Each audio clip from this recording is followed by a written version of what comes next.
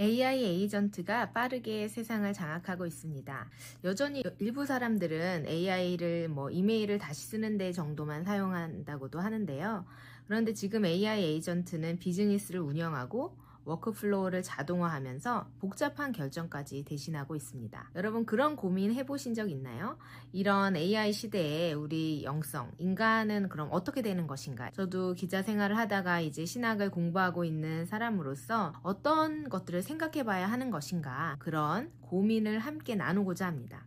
AI 때문에 신앙이 무너진다는 어떤 막연한 공포도 아니고요. 또 AI가 다 해줄 거야 라는 낙관주의도 아닙니다. 오늘 이 시간을 통해서 AI가 절대 해줄 수 없는 세 가지, 그리고 우리만이 할 수 있는 여전히 강조해야 할 세 가지를 확실히 아시고 가는 시간 되실 것 같아요.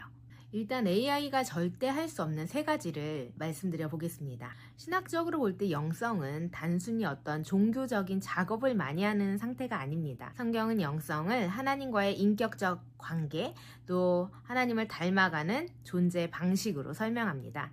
이런 관점에서 보면 AI는 아무리 진보된다 하고 인간을 뛰어넘는다 할지라도 절대 이 세 가지를 할 수 없습니다. 첫째는 AI는 하나님과 관계를 맺을 수 없습니다. 요한복음은 영생을 하나님과 예수 그리스도를 아는 것이라고 말합니다. 여기서 안다는 건 정보를 암기한다는 의미가 아니라 인격적으로 교제한다는 뜻이죠. AI가 아무리 많은 성경 구절을 알고 역사를 알고 의미를 안다 그래도 하나님을 사랑하거나 하나님께 순종한다거나 하나님을 신뢰할 수 없습니다.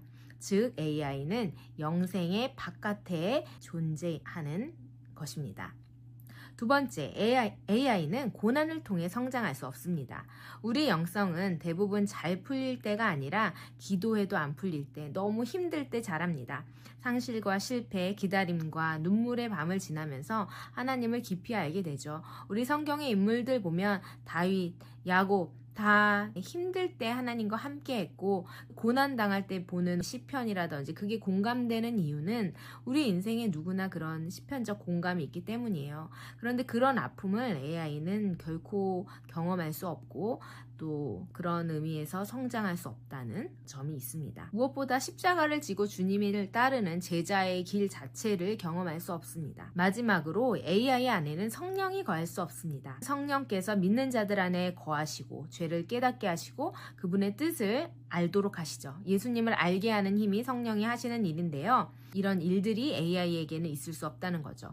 우리가 때로 이유 없이 눈물이 흐르고 설교를 들을 때, 찬양을 들을 때 뭉클해져 오는 그 어떤 영적인 감정들, 그런 것들을 AI가 경험할 수 있을까요? 성령께서 하시는 일을 당연히 할 수 없고 성령께서 거하실 수 없고 상호 교감을 할 수 없습니다. AI는 신앙에 대한 말을 만들어낼 수 있죠. 제가 코칭을 하는 사람이다 보니까 코칭 질문을 제 프로젝트에 입력을 해서 저의 고민을 제가 털어놓았을 때 그 신앙적으로 답변을 받도록 저도 도움 많이 받고 있어요. 그런데 그렇다 할지라도 AI가 지금 말한 이 세 가지, 하나님과 관계할 수 없고 성령이 거하실 수 없고 고난과 그런 아픔을 통해 성장할 수 없다는 한계에 대한 인정은 굉장히 중요하다고 생각합니다. 저도 AI에 굉장히 관심이 많아요. 왜냐면 제가 뉴스를 모르는 거를 제가 좀 잘 못 견뎌서 좀 그런 거에 관심이 많다 보니까 지금 AI라는 주제로 그렇다면 영성이 어떻게 되는 거야? 이거 제가 실제적으로 고민하는 이야기거든요. 그래서 이 이야기를 한번 나눠보게 되는 건데요.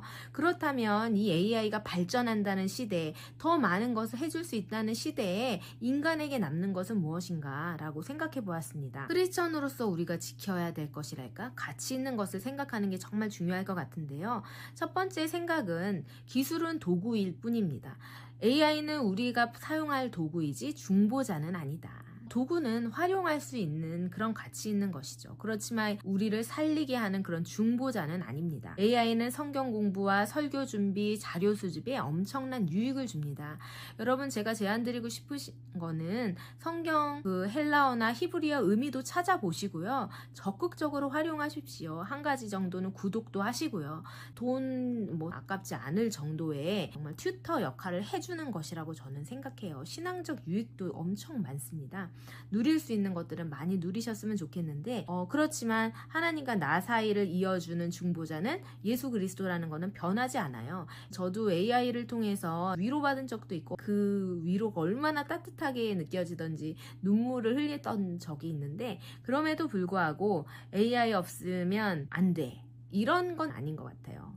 오히려 AI가 있어도 내가 하나님 앞에 서야 한다는 그런 기준이 꼭 있어야 한다고 생각합니다. 두 번째는 코이노니아입니다.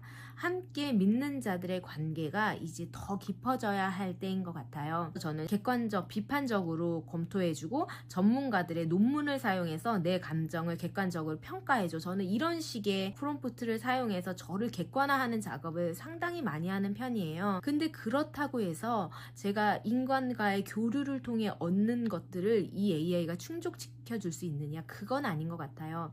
그래서 이런 시대일수록 믿는 자들과의 교제, 나눔, 셀 모임, 내 생각을 얘기하고 공유하고 도와주고, 이런 관계는 점점 더 중요할 것이라 생각합니다.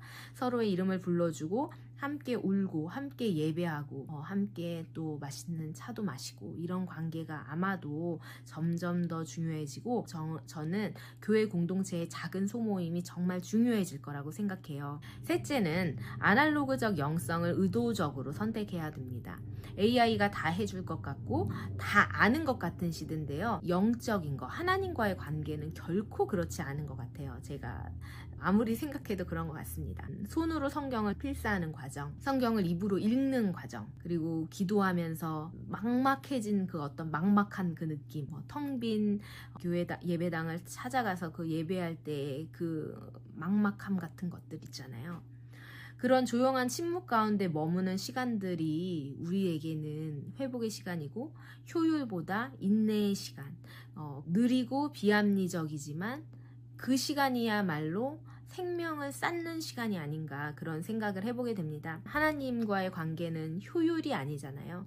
사랑하는 사람에게 손편지를 쓰듯이, 엄마가 오랫동안 곰국을 우려내듯이 어떤 그런 시간과 인내가 만들어내는 과정이 하나님과의 우리 인생의 여정 속에서 이어가는 그런 관계가 아닌가 싶습니다. 아날로그에 대한 목마름을 여러분께 한번 말씀드려 봤습니다. 정리하면 AI는 우리를 죽이러 온 괴물은 아닙니다. 얼마 전에 그 일론 머스크도 다보스 포럼에서 2030년이 되면 AI가 인간보다 뛰어나질 거고 좀 우려하는 이야기가 나왔다고 해요. 좀 어떤 의미로는 우려도 되고 그런 것 같아요. 근데 여러분, 세상에서 하는 이야기는 항상 공포를 주는 이야기들이 많다고 생각해요. 그런데 성경에서 예수 그리스도가 우리를 얼마나 귀하게 여겨서 사망이나 기쁨이나 생명이나 죽음이나 천사들이나 장래일이나 어떤 것들로 너희를 그리스도의 사랑 안에서 끊을 수 없으리라 하신 로마서 8장 그 사랑의 말씀이 우리를 붙들고 있는 거죠.